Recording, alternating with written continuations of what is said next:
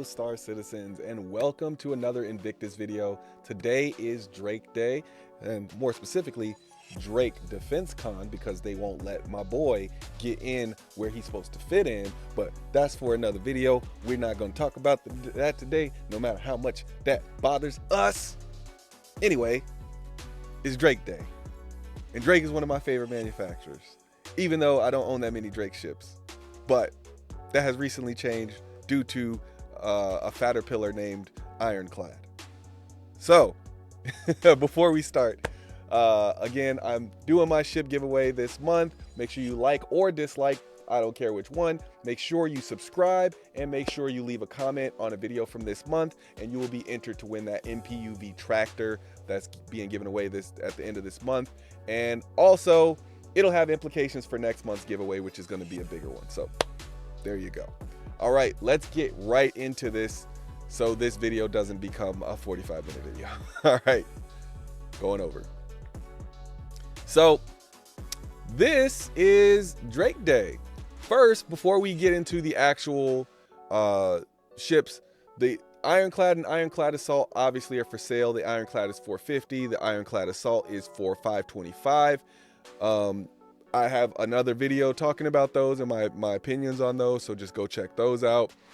And come down here to the Cutlass Black, which is an excellent war bond deal. Okay, so we're gonna hop into that real quick and then we'll go into the ships.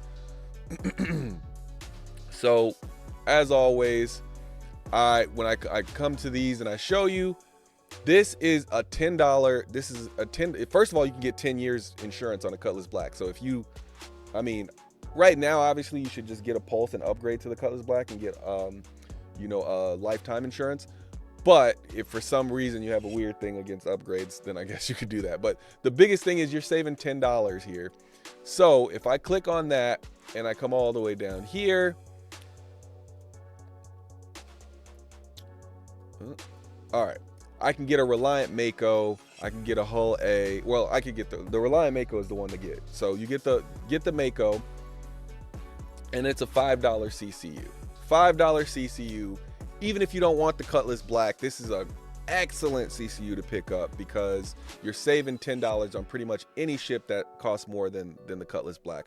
I'll be buying a few of them. I got to go check my CCU list because I must have like 100 CCUs at this point. So I gotta, and I don't keep track of them as well as I should. So I gotta go back and see if this will even fit into my CCU thing.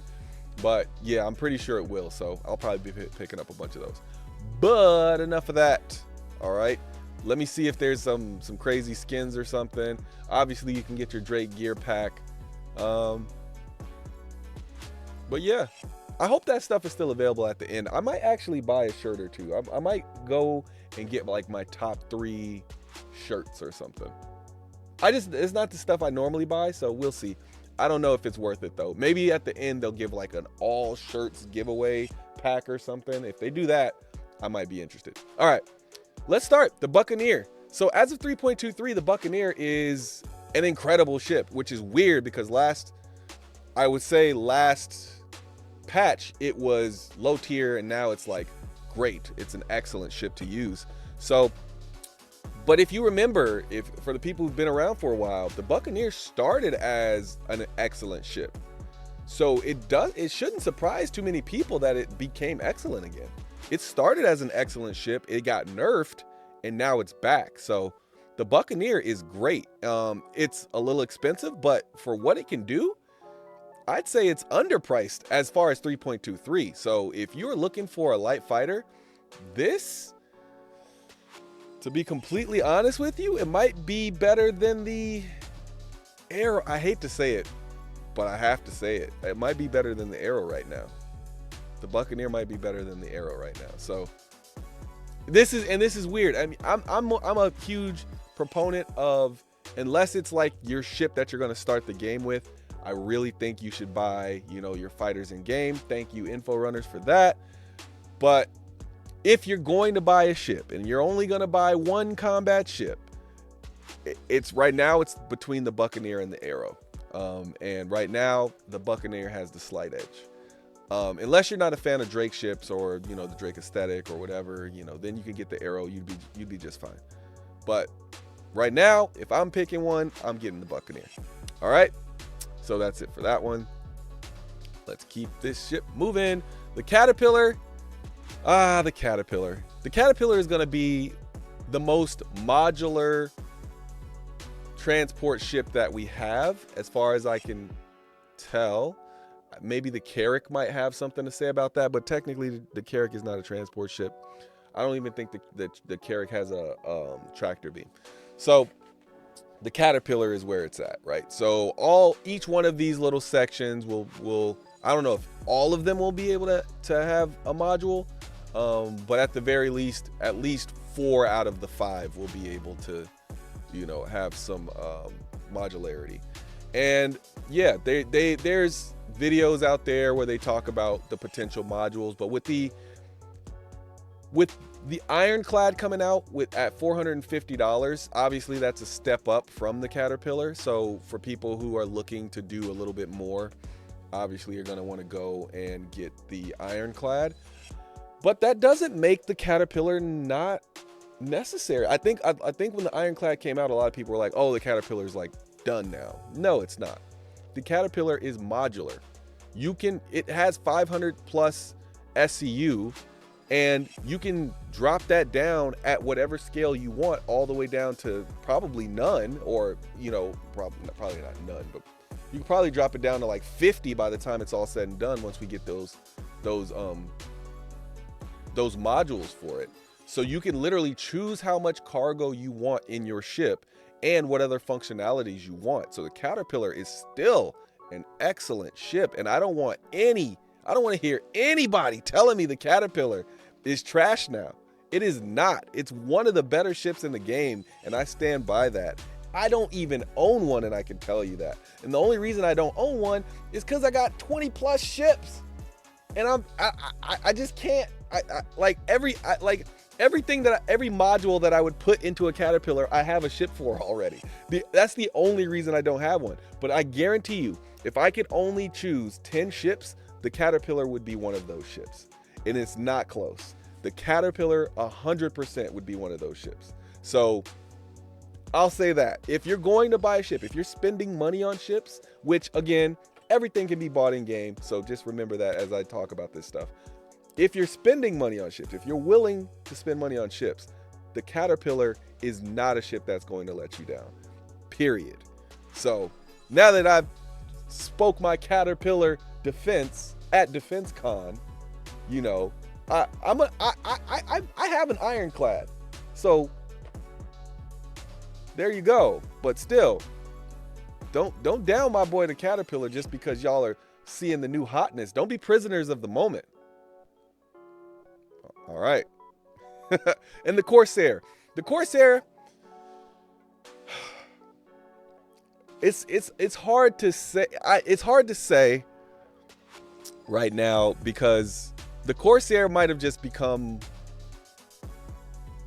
one of the best ships in the game, and I don't like saying it because I'm not like the Corsair's firepower. Obviously, is one of the best firepowers in the game. It's you know, one of the DPS kings. But being able to put a Nursa on this thing, it really is tough to beat. Getting all that firepower plus being able to like respawn on it. Like, and this is why I said the Nursa changed the game, man. It made so many ships viable. It made so many ships viable.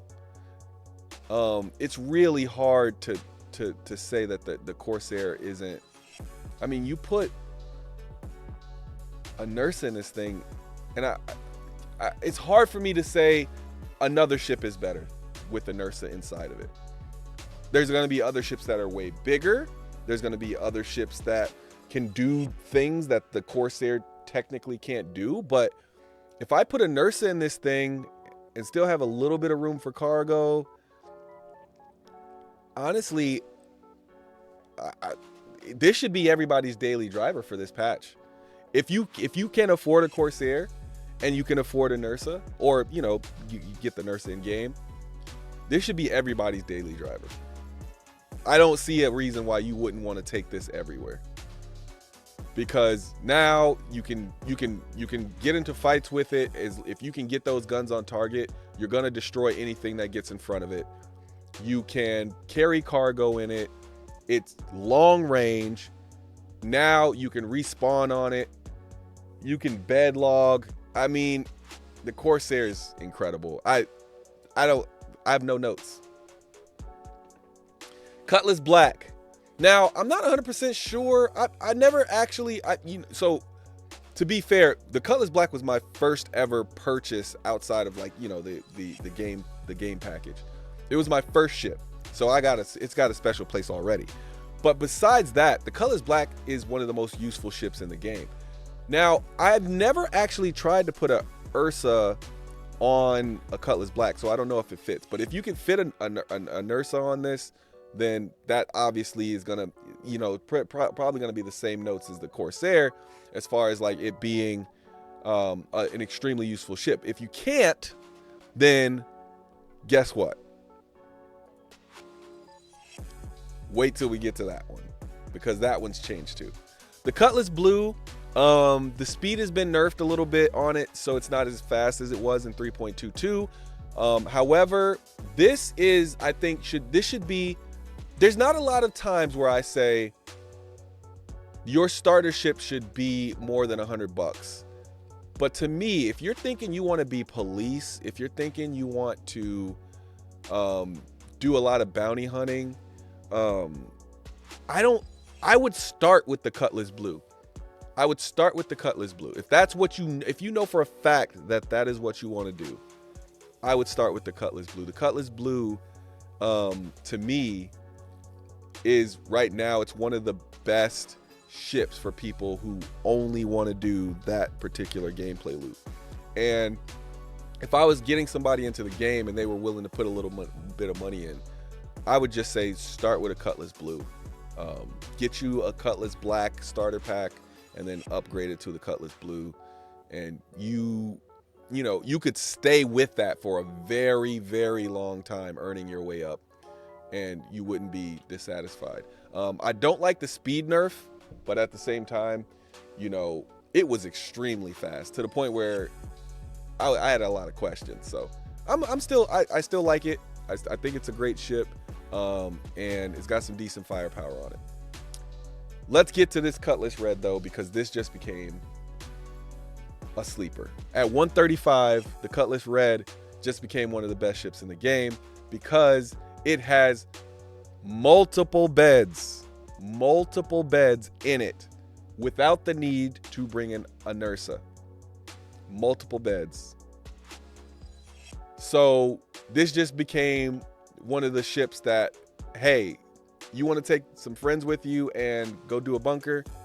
We're taking the Cutlass Red, because if both of us die at the same time, let's say a grenade or something, we both can come back at the same time and both get back into the game faster. This ship just jumped like a whole bunch of other ships. It was already a decent ship, but I see it. I think I'm gonna see a lot more of these flying around, and it's for good reason. If you the same thing that I say about the Cutlass Blue, if you think that you want to do medical gameplay, if that's your thing, I would start with the Cutlass Red. I mean, I would have said, you know, back in the day, I probably would have said start with the, you know, get something that can fit the C8R, but the Cutlass Red might be your better starter ship. And again, this is all assuming that you can't put an Ursa on a Cutlass Black. I've actually never checked that out, surprisingly. I feel like I should know that, but just let us know in the comments if you could fit an Ursa on the Cutlass Black. My guess is no, though. By the way, my assumption is that you cannot, because I feel like the doors are not big enough, and it can only hold 46 SCU, and I feel like that's not enough. But that's my assumption. So if you need an answer, I would go with no for now. But yeah, Cutlass Red gonna be one of the better ships in the game now. The Cutlass Steel, so a lot of people down this ship, and I'm one of them. I'm one of the detractors of it, but it's mainly because of the price. The price for this ship, I don't know why I would get this Like if I'm willing to spend more than $200 on a drop ship or any type of ship that's for ground combat, then I'm looking at a Valkyrie. Like there's no reason I shouldn't be looking at a Valkyrie, right? Now, obviously the Valkyrie is more expensive, but this is still a Cutlass. Like, this is still a Cutlass, right? It's a little bit more tougher than the average Cutlass. Yes, it can shoot at the ground, but I don't know why it's $235. It doesn't do $235 worth of stuff. It's because it's cool. That's what you're paying for. This ship should be $175. Well, $195. I could even give it that. But $235 for this ship is absolutely ridiculous. Maybe they'll add something to it, but you can't. It's literally only for ground combat. You can't do anything else with it. Maybe it's not just me, because there's other creators will tell you this is the most earning game ship I've ever seen. I can justify just about every ship in the game for a person to purchase it. Even the smaller ships, there's a reason you can justify it, but this thing screams earning game. It's overpriced. It's very niche in what it can do. Like, if you have a Cutlass Steel, melt it. And I'm sorry, even if you just like the looks of this ship, melt it. And I don't normally do that, but the Cutlass Steel is just, I'm gonna move on before I say something. You don't have anything nice to say, they say don't say anything. So we're moving on to the cutter. I got plenty of things nice to say about the cutter. The cutter is an excellent ship. Now, I like the cutter because it can fit an STV on it. And I think any ship that can fit a vehicle on it is great. But the cutter used to be my favorite starter ship until we got the Pulse. Because now that we have the Mirai Pulse, the Cutter Rambler is better. The Cutter Rambler is better, my friends. And I was saying before, I thought the Cutter Rambler could have used a few more things, but now I can fit a Pulse on my Rambler, so I don't need the cutter, the standard cutter. I think the Rambler, it was obviously meant to be the better version, but I just thought, why, I would rather just take a base cutter and save my extra $5. But I think the Rambler is the one now. So if you have a Drake cutter, this is the best time to upgrade to a Rambler. $5. And I think you're going to get just a lot more usage out of the Rambler. So I think it's the best of the three. The Cutter Scout, here's what I'll say about the Cutter Scout. It's one of the cheaper scouting ships that has a quantum drive. So if you specifically need something that can scout, that's cheap, and that has a quantum drive, I think this is probably where you want to start. It's gonna be something you want to upgrade immediately. Like, it's like you can do a few missions with it, and unless you, of course, obviously, if you just like the looks of this ship, it does have a very unique look. It kind of has like this helicopter vibe to it a little bit. But yeah, I think this is a ship that you're gonna want to do a few missions with and be looking for an upgrade. But it's $50, so I'm not gonna tell anybody not to buy a $50 ship. It's a starter ship. So, and that's what's so great about starter ships. And this is why we always talk about earning game, because I mean, you could start with a $50 ship and end up with an Idris. It's gonna take you 2 years, but you didn't put any money in. So I always say that the difference between, people say it's kind of pay to win if you buy an Idris or something like that. No, I still have to pay money for other things, right? You either pay with any video game, you're either going to pay with your time or you're going to pay with your money, right? Think about what you could have been doing in those hours. Like if both of our goals is to end up with a Javelin, $3,000, right? if it takes you 100 hours to earn a javelin, let's say it's 100 hours just for the sake of math. I know it'll probably be a lot more than that. Well, it'll definitely be a lot more than that. But let's say it's 100 hours just for the sake of that, right? Let's say at your job, right? Well, no, let's say 300 hours. That's what I meant to say, not 100 hours. So let's say it takes 300 hours to earn a javelin. 300 hours of playing the game. Now, 300 hours flat. Now, let's say at your job, you make $15 an hour, right? If you make $15 an hour at your job, you're effectively selling your time for $15 an hour. So that means for every hour you play the game, you could say that your time was worth $15 an hour. So if I was to take $10, 10 times 300, that's my 3,000 for my javelin, right? But now I have to add another 1,500 because, or not another 1,500, another 1,000 to that. So I'm putting $4,000 worth of time and effort into playing the game. Whereas if I purchased it, I'm spending $3,000. So the time and effort, there is a cost to that. To me, I feel like I can earn my money back, but I can't get my time back. So anytime there's a way that I can speed that up, then, or, you know, save the time and you know, still get the thing that I want, I'd rather do that. So, and I think the fun part to me isn't going to be earning ships in this game. I think the fun part to me is going to be the actual gameplay, right? Like taking my Polaris out and blowing up, you know, whatever, taking out my you know, my construction ship and building base. Like those are the things I want to spend my hours doing, not earning up to those ships. So it's just about how you want to play the game. I understand everybody can't afford those ships, so this is in no way to be like, hey, it's not worth it to you. That's how this game works, right? Like it's giving everybody the opportunity. No matter how much money you have in your pocket, everybody can get the same ship. It's just how do you get to that ship? But you know, that's my 2 cents. I think the Cutter Scout's a great ship because it's $50. You know, you can't go wrong with it. Dragonfly Black is a good ship. It's good because you can put 2 cargo boxes on it and keep it moving. The smaller cargo boxes on it, and you can keep it moving. And I think that's really what the Dragonfly is for. It's for the people who, you know, I need a vehicle that can carry 2 passengers.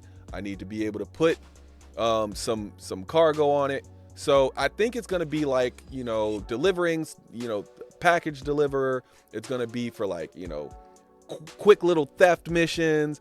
I think it's going to be, you know, obviously it's meant to be a racing ship, but I think there's going to be better racers, so I wouldn't really use it for that. But yeah, I think it's a cool like 2-seater, you know. We don't have a lot of those, so I think it's also cool for like going to planet, or not going to planet. Like if you have to park your ship a little distance away and you want to, you know, take a smaller ship to go into like a space station or something like that, or some facility or some like abandoned thing, right, that you don't want to get your ship too close to. And also this is going to be great now with the addition of the NERSA, to where like you could take a NERSA and one of these, and then you could leave your ship, you know, a little further back, because this can fly in space. And then you can leave your ship a little further back, and then you can take this out and go to wherever you need to. And if you end up dying, boom, you populate back in the NERSA and you're back in your other ship, and you can either go back and get another Dragonfly, or maybe you bring 2 or 3 of these and then you can just keep doing runs. So Dragonfly is great. However, it's an earning game, because $40 for this versus $50 for this, I'm sorry, I'm gonna get this every time. So it's an earning game. The Herald, we don't know enough about this ship, really, to be completely honest with you. We know it's going to be super fast. It's just got that one gigantic thruster on the back. So it's going to be very fast in a straight line. We know that. We know it's a data ship. This is the original data ship. This is the one that started it all. If you want to be an info runner, if you want to be a data runner, this is the starter ship for you. You know, this is the starter ship for people who are like, I know I want to do data running. I don't want to spend more than $100. Boom. That's what the Herald's for. I think it has like one size, one gun on the bottom, which you will never use. I literally wouldn't even carry it on there. Like, I would put full power to thrusters and shields and just go.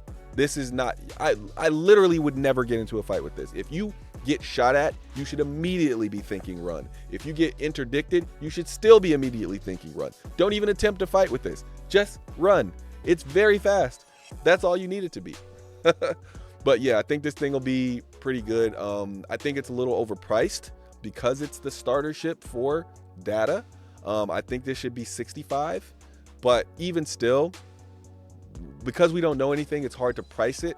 So I'm gonna say it's still worth it if you know for a fact that this is going to be your primary gameplay and you do not want to spend more than $100.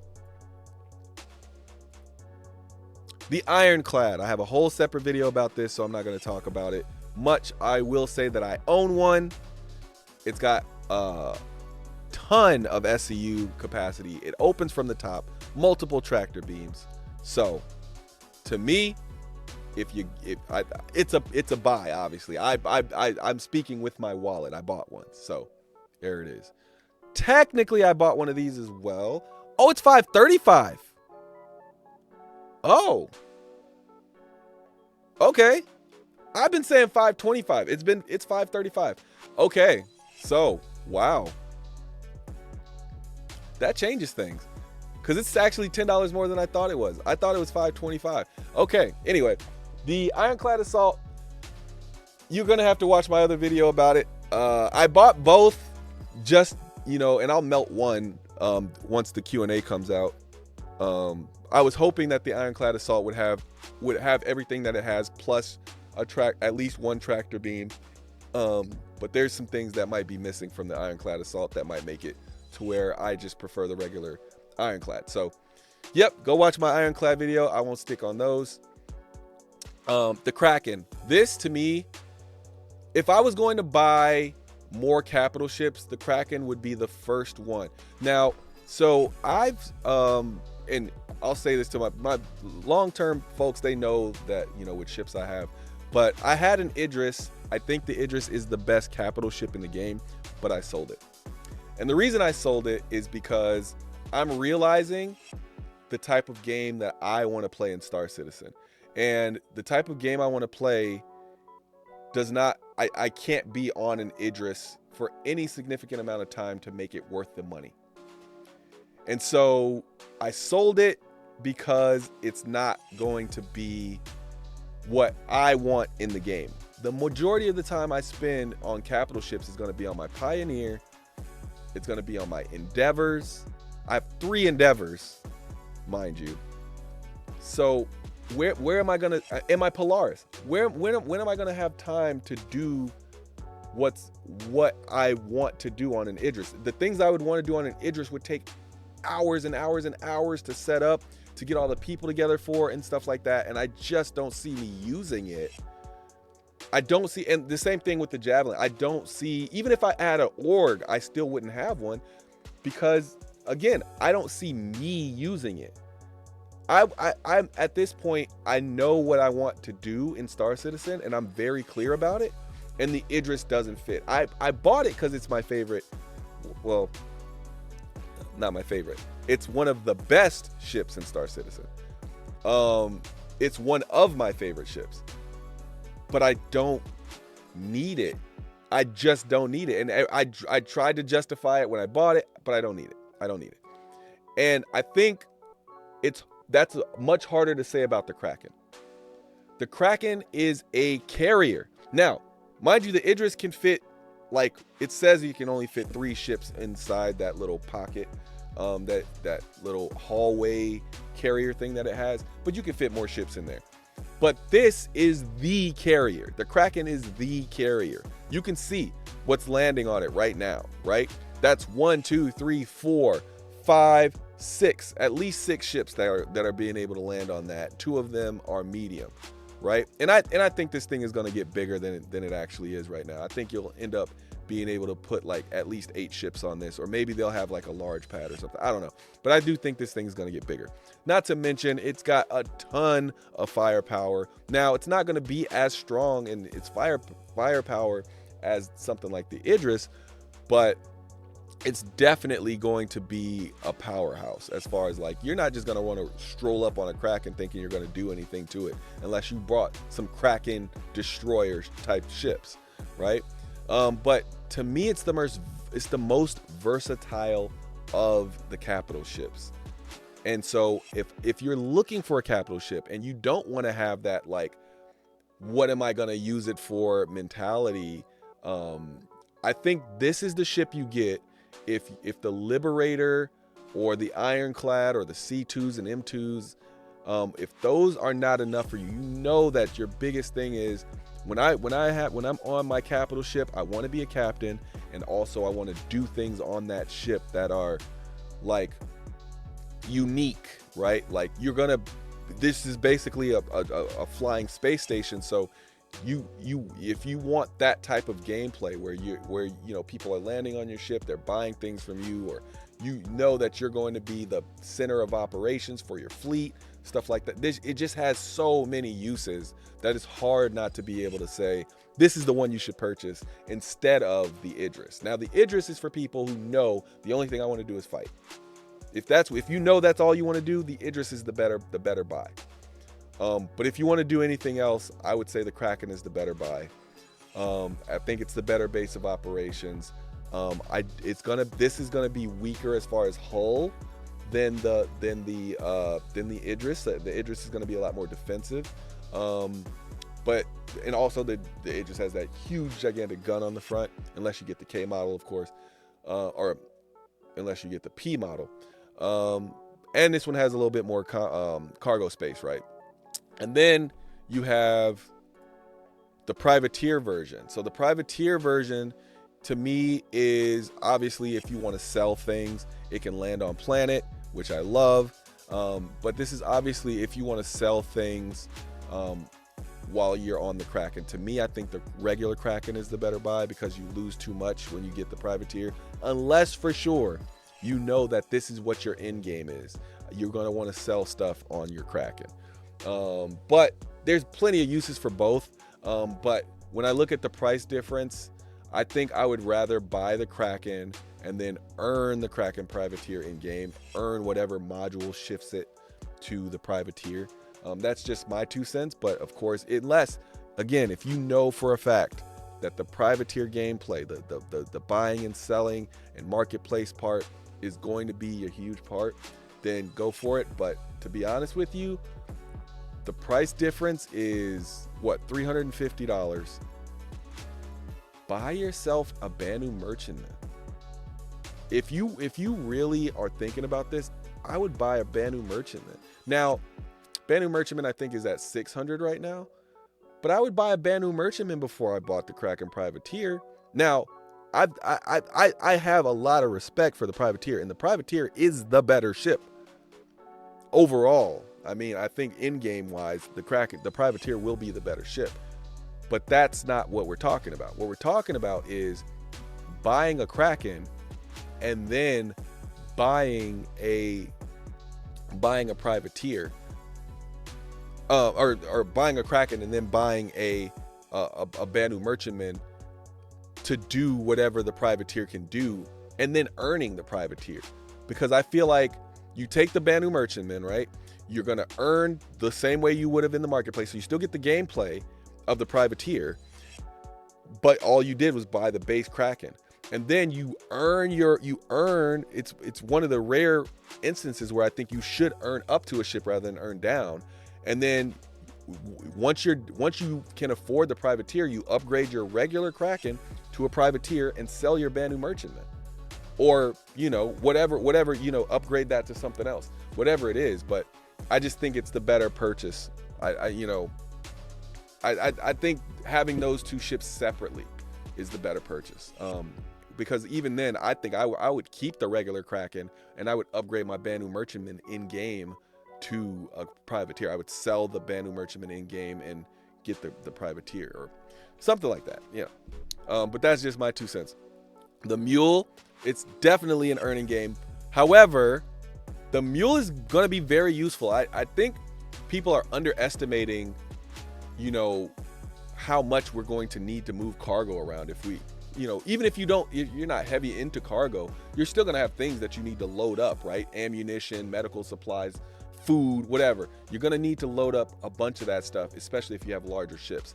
And the Mule is going to help you do a lot of that. I think they obviously need to do some work on, you know, its ability to do its job well, you know, because if I'm getting a Mule, I want it to be fast, and it doesn't need to be an off-road, you know, fast type of ship. But I think if it's on flat ground, this thing should be moving, and because I want it to be fast, I want my load ups to be fast, and I think it should be like, you know, it's called the Mule, but I think it's like oh man, what are those things called? You know, the things that you sit in, and then it has the thing that goes under the cargo crates in real life, and then it lifts them up.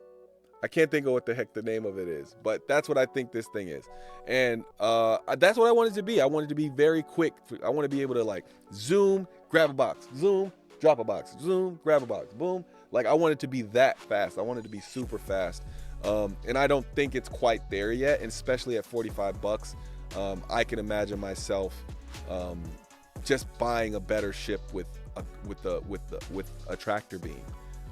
You know, you know, if I'm at this level, and I would probably just get a Cutlass. I get a Cutlass which has a tractor beam, and use that to load stuff up. So that's just my 2 cents. I think it'll be good, but it's an earning game because of the price, and because, you know, honestly, maybe make a version of this with a tractor beam. There you go, CIG. That one's free. Well, you guys give me ships now, so you know, I'm good. I'm good with giving you the free tips. I'm giving you the free tips. You give me the free ships, and I like that. You know, and I'll keep doing the giveaways to the people and the giveaways of the tips. Anyway, moving on. The Vulture, the last one. I've changed my mind on a few things, right? Now, the Reclaimer, I always mix those two up. I think the Reclaimer is the better ship to get, but it also, I think, locks you a bit into Salvage.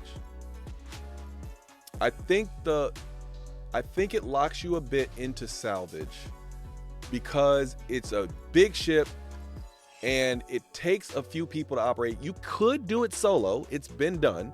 But I don't think I think you should have a minimum crew of 2 people if you have a Reclaimer. But I don't, they've nerfed the amount of money you can make. So on one end, I say the Reclaimer is better because the Reclaimer obviously is going to go up in value, and it allows you to earn more quicker because this thing can only carry so much of the RMC and stuff like that, whereas the Reclaimer can carry a buttload of it, right? But you know, you'd have to fill it all the way up to make your money. But the quickness that this thing can go out, get it, come back, I think is very heavily underrated. So the Reclaimer is, if you're into salvage gameplay, you see yourself doing that a lot, then get the Reclaimer. If you have a group of people to play with, or you heavily believe in the NPC system. But the Vulture, I still think it's underrated, man. I think if you can fit a Vulture into one of your ships, that is perfect, because I think this is an excellent ship to take with you. So if you have a ship with a hangar that can fit a Vulture, and this is why I love ships with hangars, right? Because they change the game. But yes, man, if you could fit a Vulture into one of your ships, this is the perfect ship, I think, to put inside of that hangar, take the Vulture out, go do what you got to do, come unload it on the ship that has the hangar, go back out and just do missions like that. I would actually prefer a ship with a hangar with a Vulture inside than I would the Reclaimer. But the only reason I say get the Reclaimer is because if you know you're going to do salvage and that's a part of what you want in the game, it's just better to have the dedicated ship with the larger capacity to just store the things on board. But I also think the Reclaimer needs a rework. So it's a toss-up to me, right? If you have a ship that you can put the Vulture in and salvage is not going to be like your primary gameplay or even your secondary gameplay, and it's going to be like something further back, then I would say get the Vulture and skip the Reclaimer, because you can, but again, that's for people who know this is only going to be a very part-time thing, or for people who have something that a hangar they could put this thing in. If you're not one of those people, go get the Reclaimer. Obviously, if salvage is secondary to your gameplay or primary, the Reclaimer is the better ship. But don't sleep on the Vulture. Don't sleep on the Yellow Beetle. All right. Yeah. And I think that's pretty much everything. Did I miss something? Let me just check real quick. I don't think I did. Go get that Cutlass Black War Bond deal. Save yourself $10. Yeah. I think I might buy some merch. You know what? I'm not gonna buy merch because I'm going to CitizenCon. So any merch that I get, I'm pretty sure I'll be getting from there. And I'll bring back some stuff, but I do think I'm gonna end up with a Drake Planetary shirt. And I'm pretty sure that the merch is always on sale anyway. So as far as I know, but I want to see what I get in my little goodie bag before I start buying merch, because I don't want to have duplicates. But yeah, that's it for Drake. It's been a good day.